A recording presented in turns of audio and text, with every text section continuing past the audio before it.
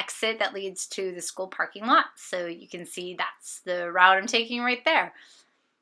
And little bump there. You're going to be going through the roundabout. So there's a roundabout right kind of near the gym area and sort of behind the theater. So you're just going to wrap around here, go into the left lane. So you're on the kind of inner circle there.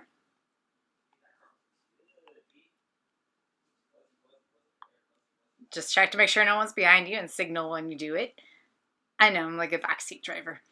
All right, so you should be seeing me. I'll be kind of right where that tree is, or in that loading zone. I'll have a table there, and you're gonna hop out, or a parent, and you're gonna grab your supplies. And then you're just gonna go on your way. Before we start, I thought I would show you the materials I'm using to make this, because you are free to use pencil or charcoal. That's an appropriate kind of medium to use. I would use something that can erase up pretty quickly or easily. So I'm using these because these are pastel pencils. In fact, these Carbothello pencils are in your kit, not the full pack. You'll actually just be receiving 2. I'm using these pencils because of their visibility. When I use a regular HB pencil or even a 4B, it's hard to see it on camera. So it's so that you can see the shading more clearly. Okay, so here is the mannequin hand that we're looking at. And remember, the mannequin hand is to help kind of break things down into simple forms. So if you don't know what a form is just a 3D version of a shape. So when you think of shapes, you probably can think of like 5 or 6 off the top of your head. Triangle, circle, square, rectangle. But forms are the 3D version. Basic forms include the sphere, the cone, the pyramid, cylinder, and cube. So we'll be using some of those forms or a hybrid of 2 of them combined when we're doing this hand. So I don't know if I've mentioned it, but you do have some photographs of this particular mannequin hand, and it is located in Google Classroom as material. So you're welcome to use that. You could look at the video, but I actually would recommend that you look up one of those pictures that I've posted, and you can draw from that on this assignment. When I'm working, I have my reference picture, or in this case, the objects, pretty close to where I'm working. That way I don't have to glance as far away from the paper to the objects. So I recommend you do that too. Have it close by. You don't necessarily have to have the paper on top of your sketchbook, but near it would be great. So the rule of thumb when starting a drawing is to go light. It may also be really good, in fact, I advise you to do this, to use broken lines. So don't go heavy, do not go thick, because if you do those things, you will, from the start, make your drawing look flat. What I'm starting on here is the wrist part. So the wrist is kind of one of those combinations. Overall, the wrist is more like a cylinder, but it's also a little bit flared. So it gets skinnier as it ties in typically to the palm, which makes it more like a little bit like a cone in that way. So it does narrow a tiny bit. And that's what I'm drawing right there. That's the kind of the joint that you see on the mannequin where the wrist ties into the palm there. So when you do draw a cylinder, going back to the wrist, you do want to make sure that it has a curved bottom.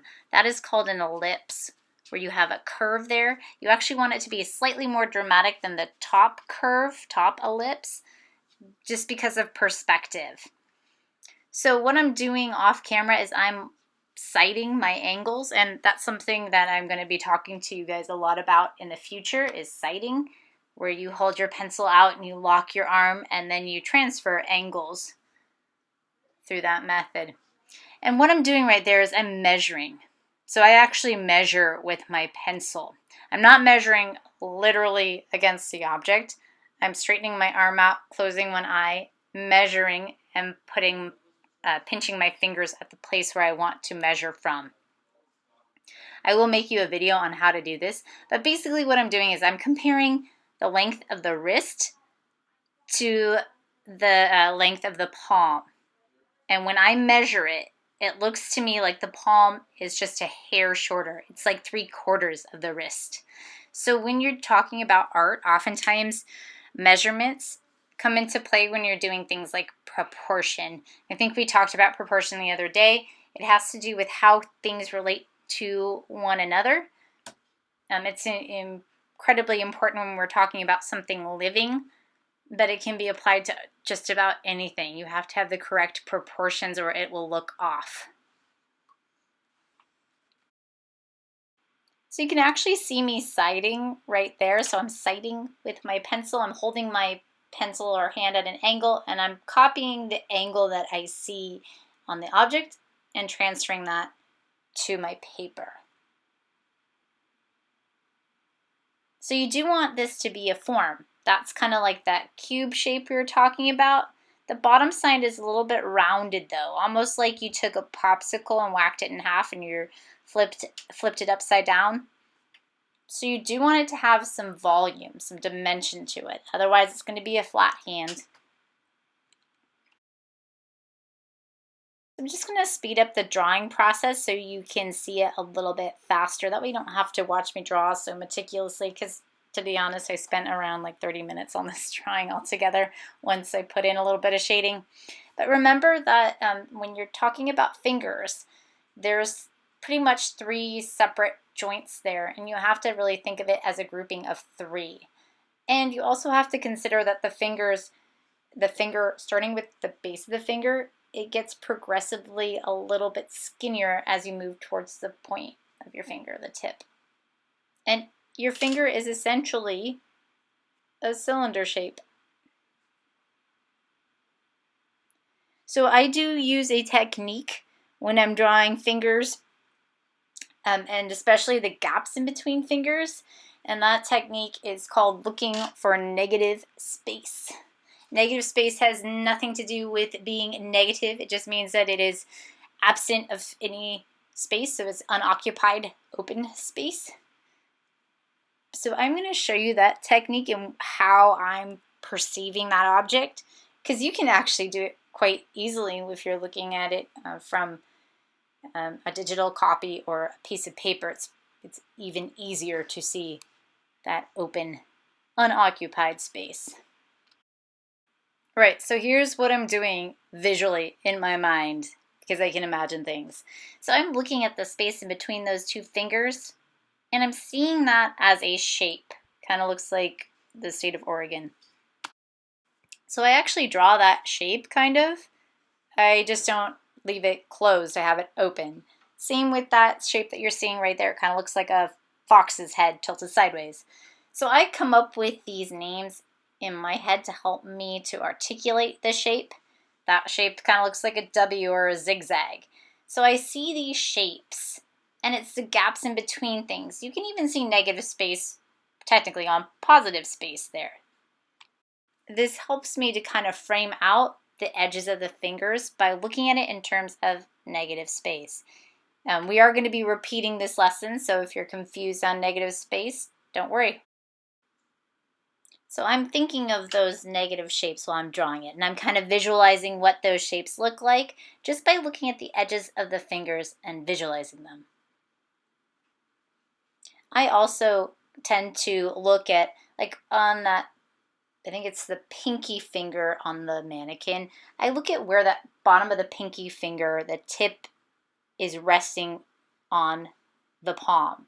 So remember, this is almost like assembling a whole bunch of puzzle pieces, a jigsaw puzzle. Every piece has to fit in relationship to the piece next to it. So that's what's going on here. So I'm looking at how far down does that pinky extend on the palm? How about the finger next to it?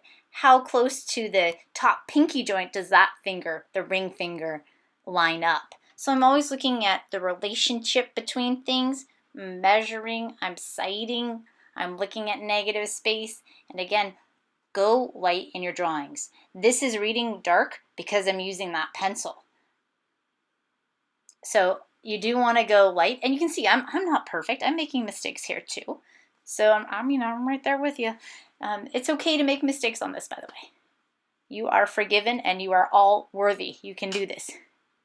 So I am going to let you guys work on your own. I'll just show you the finished outline in just a moment. And you can see when I put the thumb in, that negative space is really important. If I wasn't looking at that, I would totally botch it. So oftentimes art is all about looking and fitting together those puzzle pieces, and practice and also tips and technique. So go for it. I'm sure you guys will do fine.